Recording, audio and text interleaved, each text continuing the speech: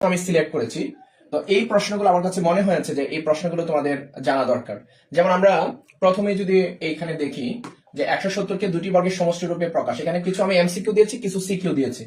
তো এইখানে দেখো 170 কে দুটি বর্গের সমষ্টি রূপে প্রকাশ, এটা চিন্তা করার জন্য প্রথম যে তোমাকে চিন্তা করতে হবে যে দেখো আমরা এখানে অনেকগুলো সংখ্যা আছে। তো আমরা দেখবো যেমন 2 স্কোয়ার, 2 স্কোয়ার হচ্ছে 4, 9 স্কোয়ার কত 81, তাহলে 4 4 যোগ হচ্ছে এখানে কত 81, 81 আর 4 যোগ করলে হয় কত 85, তার মানে বোঝা যাচ্ছে এটা সম্ভব না। অর্থাৎ তুমি অপশন টেস্ট করে এটা কিন্তু সহজে দ্রুত বের করতে পারো, যেহেতু এটা এমসিকিউ। তাহলে এখানে কি আছে 1 স্কোয়ার, 1 স্কোয়ার মানে কি 1 স্কোয়ার মানে হচ্ছে 1, আর 13 স্কোয়ার হচ্ছে কত 169। তাহলে দেখো এখানে কত আসছে 170 চলে আসছে। যেহেতু এটা হয়ে গেছে, এখন আমরা এটাকে টেস্ট করতে পারি। এটা কি দেখো এখানে 7 স্কোয়ার হচ্ছে 49, আর 11 স্কোয়ার হচ্ছে 121। তাহলে এই দুইটা যদি যোগ করো দেখো 9 আর এটা যোগ করলে হয় 0, এখানে 3 আর 4 170। তার মানে বোঝা যাচ্ছে আমাদের এটা উত্তর। দেখো এটা কিন্তু জাস্ট 1 মিনিট না, মানে তোমার 30 থেকে 40 সেকেন্ডের ভিতরে তোমাকে কিন্তু এই উত্তরটা বের করতে হবে। তাহলে আমরা এখান থেকে এটা বুঝতেই পারতেছি যে এটা মানে সঠিক। পরের যদি 2 নম্বর প্রশ্নটা দেখো 5 7 12 19 31 ধারাটির পরবর্তী পদ সংখ্যাটি কত। এই ধরনের প্রশ্নের ক্ষেত্রে তোমরা কি করবে বলো তো? এগুলো তোমরা জানো যে এখান থেকে এখানের যে ডিফারেন্স, তুমি যদি একটু খেয়াল করো যে এখানে হচ্ছে 2, তারপরে এখানে আমার কত 7 থেকে এটার ডিফারেন্স হচ্ছে 5, তারপরে এখান থেকে এটার ডিফারেন্স হচ্ছে কত 7, এইটা থেকে এটার ডিফারেন্স ঠিক একইভাবে। দেখো আমি যদি এটার একটা ডিফারেন্স বের করি, তাহলে আমার কিন্তু এটার সাথে কোনোটার সাথে কোনোটা কিন্তু মিলতেছে না।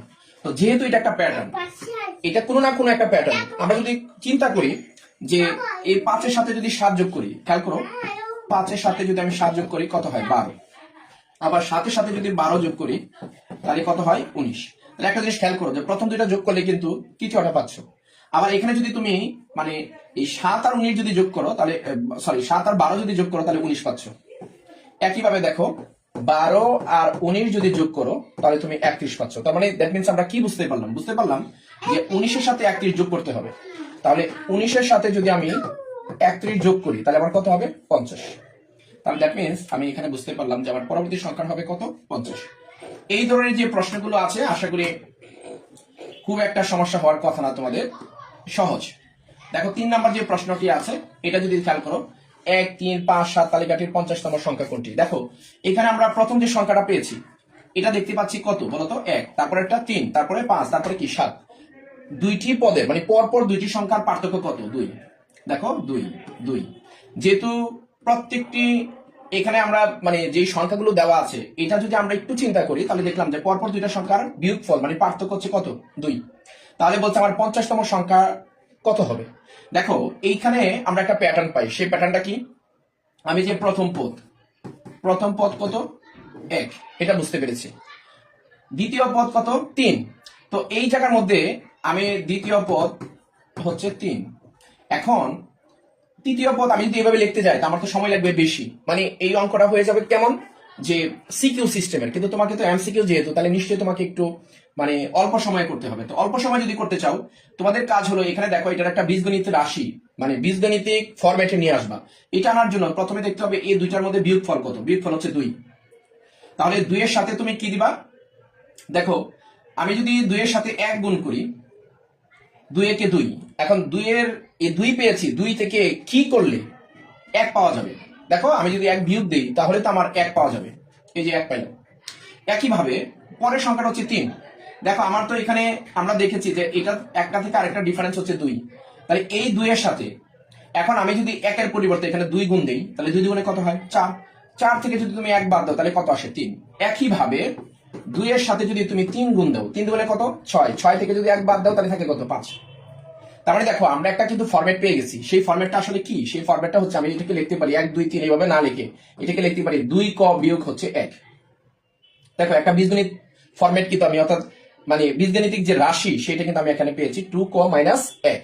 এখন আমাকে বলছে 50তম পদ, দেখো প্রথম পদ আমি বের করেছি 1, দ্বিতীয় পদ বের করেছি 3, দেখো আমার দ্বিতীয় পদ কত আছে 3 আছে।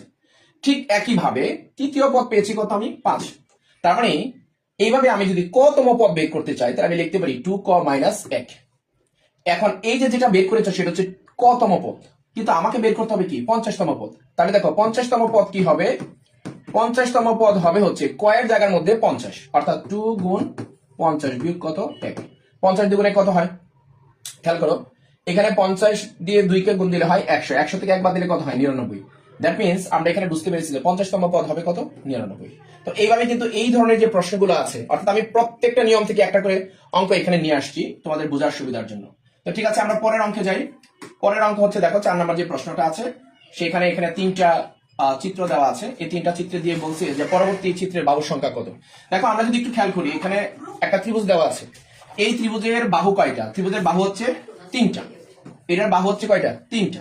পরবর্তী বাহু 4টা।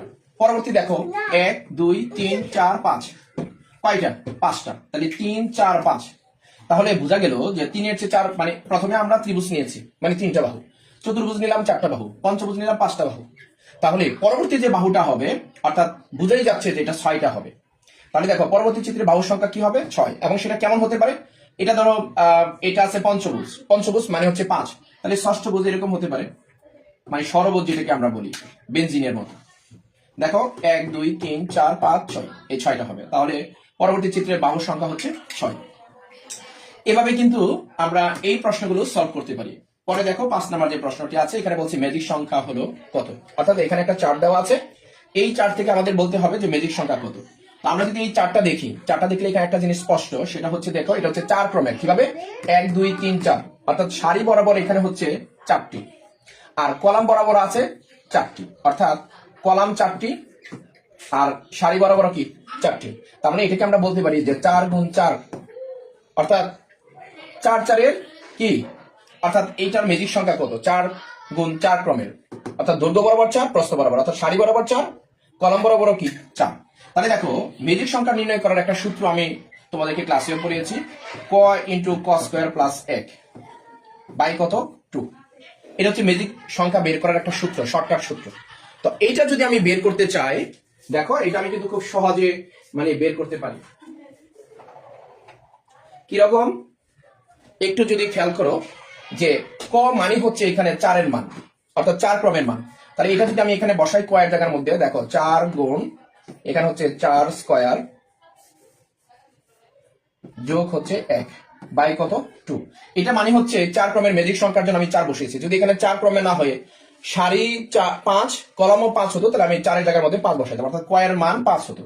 তো এটা কি দাঁড়ায় দেখো, এখানে হচ্ছে 4 গুণ এখানে 4 স্কয়ারে কত হয় 16 যোগ হচ্ছে 1 বাই কত 2। এখন দেখো 2 দ্বারা যদি এটাকে কাটো তাহলে কত হয় 2, আর এখানে হচ্ছে 2 গুণ 16 আর 1 যোগ করলে কত হয় 17, তাহলে 17 দুগুণে কত হয় 34। অর্থাৎ দেখো 4 ক্রমের ম্যাজিক আমরা এখানে 4 ক্রম এটা পেয়েছি, তাহলে 4 ক্রমের ম্যাজিক সংখ্যা এখানে কত পাচ্ছি 34, তাহলে 34 হচ্ছে এখানে উত্তর।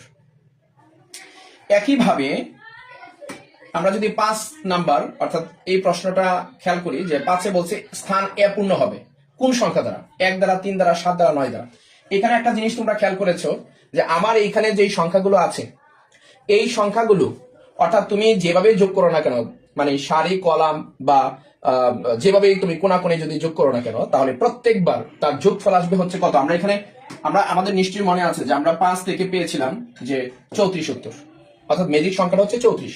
তো আমাকে বলছে যে এ স্থানটা কি হবে। তাহলে দেখো আমি এই সারি বরাবর যদি আমি সব কয়টা যোগ করি তাহলে আমার 34 উত্তর আসতে হবে।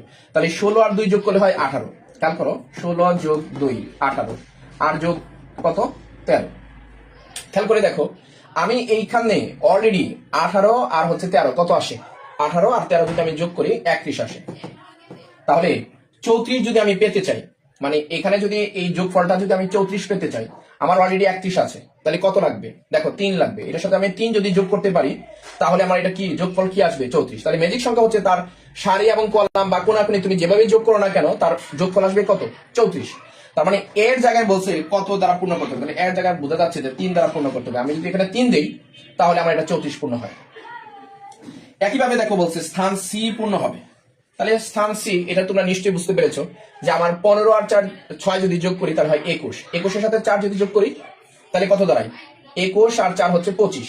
তাহলে আমার এই 34 হতে গিয়ে আমার কত দরকার, মানে আমরা যদি একটু খেয়াল করি এখানে দেখো 16 যোগ 5 যোগ কত 4, তাহলে আমার এখানে কত আসে 5 আর 4 হচ্ছে 9, এখানে আসে হচ্ছে 25। 34 হতে গেলে আমার 25 অলরেডি আছে, তাহলে আমার কত লাগবে? 9 লাগবে। তার মানে বোঝা যাচ্ছে যে এই সি এর মান হবে 9। দেখো এই যে আমাদের এখানে যে প্রশ্নটা করছে, আমরা সি এর মান 9 পেয়েছি।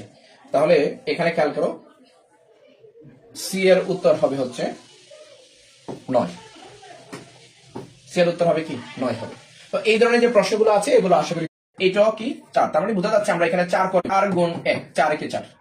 তাহলে এই 4 এর সাথে কি করলে আমার 7 পাওয়া যাবে? বোঝা গেল যে আমার 3 যোগ করতে হবে। তাহলে দেখো আমি একটা ফরম্যাট কিন্তু পেয়ে গেছি। একইভাবে আমি যদি দ্বিতীয় সংখ্যা বের করতে চাই, 4 দুগুণে 8, তার সাথে যদি আবার 3 যোগ করি, তাহলে 8 আর 3 যোগ করলে কত হয়? 11। তার মানে আমরা এখান থেকে একটা ফরম্যাট পেয়েছি, সেটা হচ্ছে 4 ক প্লাস 3। তার মানে দেখো এটা হচ্ছে খ এর উত্তর, মানে 8 এর উত্তর খ। অর্থাৎ আমরা ফরম্যাটটা পেয়ে গেছি বীজগাণিতিক অর্থাৎ তালিকার সঙ্গে কোনটা দ্বারা প্রকাশ করা যায়? এইটাকে সমর্থন করে 4 ক প্লাস 3, এটা দ্বারা প্রকাশ করা যায়। তো এই ছিল হচ্ছে প্যাটার্ন থেকে এখানে প্রশ্ন। আর কিছু প্রশ্ন